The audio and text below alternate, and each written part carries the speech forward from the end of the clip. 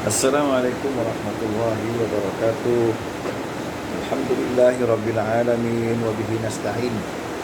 Wassalatu wassalamu ala Rasulillah wa ala alihi wa sahbihi wa man wala. Syukur alhamdulillah.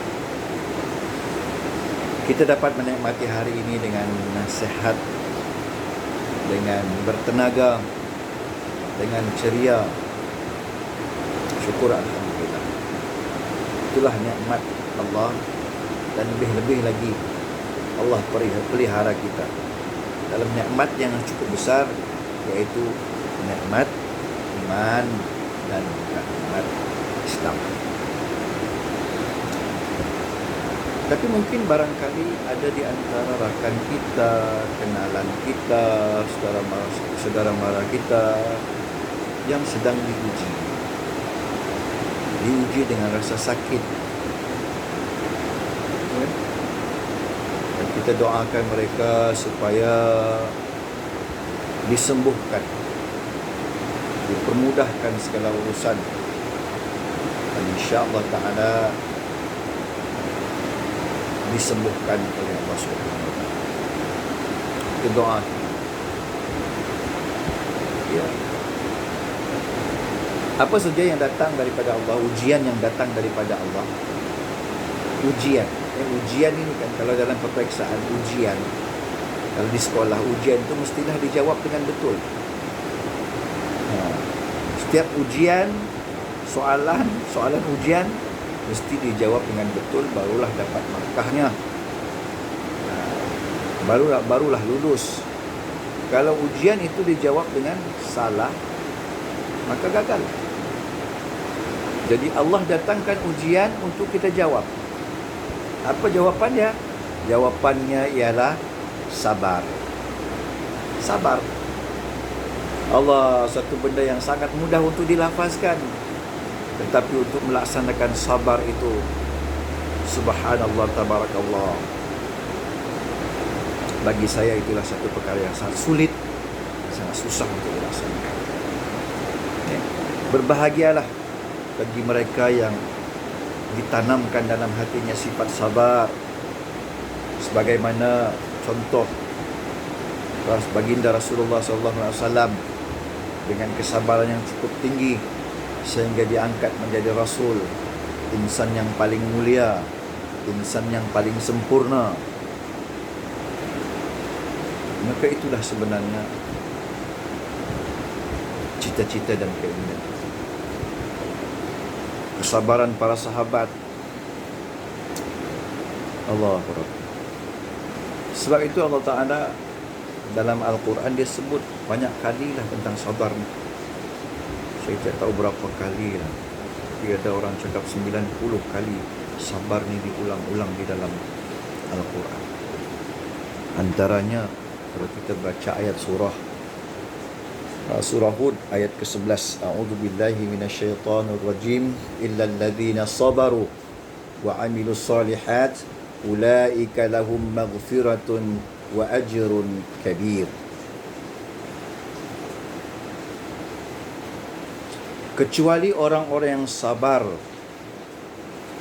terhadap bencana, terhadap musibah, dan mengerjakan amal-amal soleh, mereka itulah yang beroleh ampunan dan pahala besar. Orang yang sabar.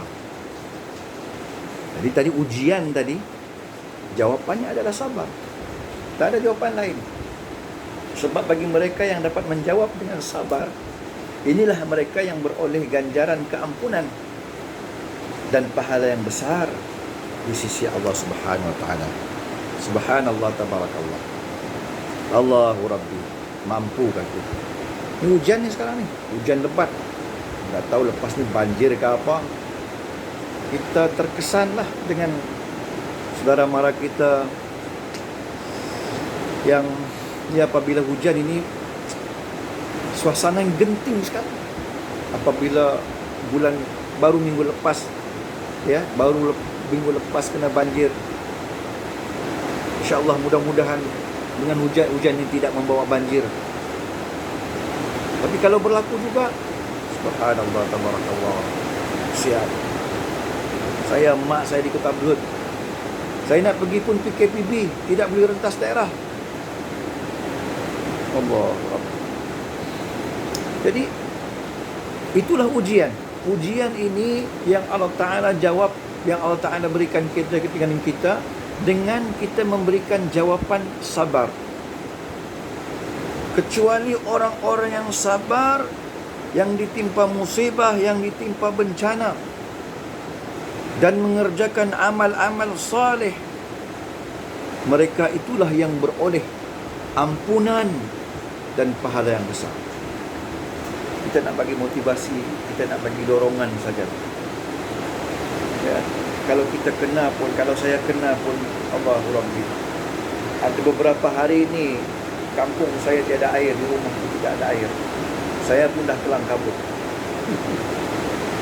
Nah, jadi itulah ujian Allah Ta'ala, dan kita jawab dengan penuh kesabaran. Sebab Allah menjanjikan sesuatu yang besar yang seharusnya dimiliki oleh hamba Allah untuk bertemu dengan Allah Subhanahu wa Ta'ala.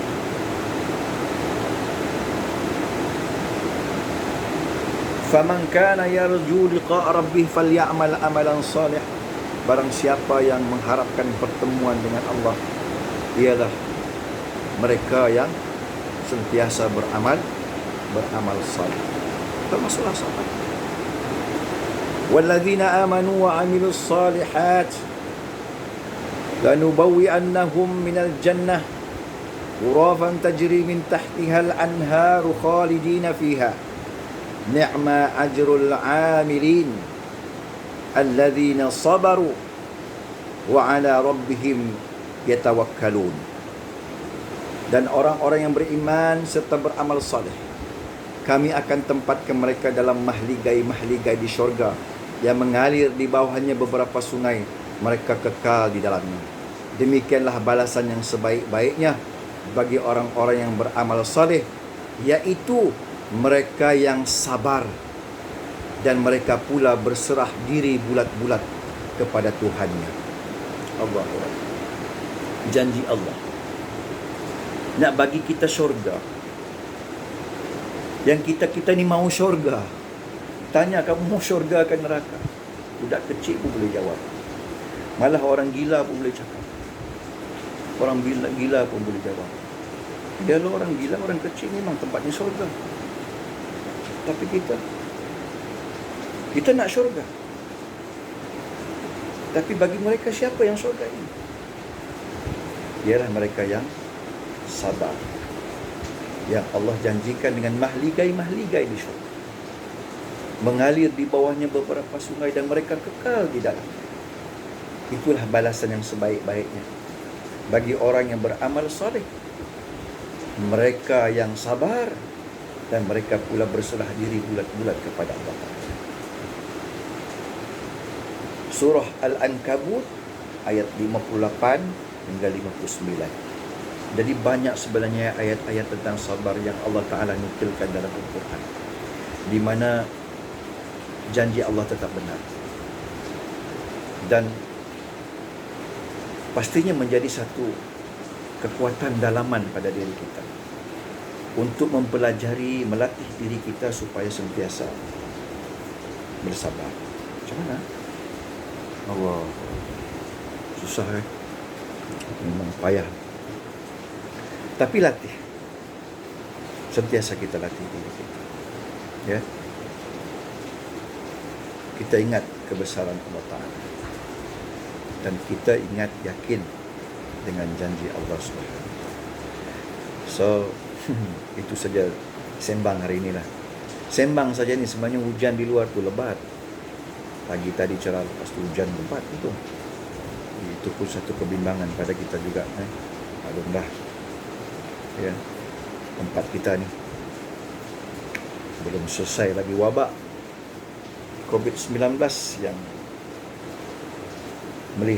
kita melihat saban hari ada peningkatan, turun naik lah. Tapi dia, bagi saya, dia membimbangkan, dan kita perlu jaga diri kita. Kita kena berhati-hati. Ya, kita ikutlah saranan daripada pihak yang berwajib, Kementerian Kesihatan, Majlis Keselamatan, untuk menjaga diri kita supaya kita mengelakkan risiko gejala COVID-19 ini. Tak habis dengan itu, ujian Allah seperti hujan ini pun memberikan kegusaran kepada kita. Tapi itulah kekuatan kita supaya kita sentiasa mohon kepada Allah Ta'ala supaya kita diberi kesabaran untuk menghadapi situasi dan suasana seperti ini. Wallahu a'lam. Assalamualaikum warahmatullahi wabarakatuh.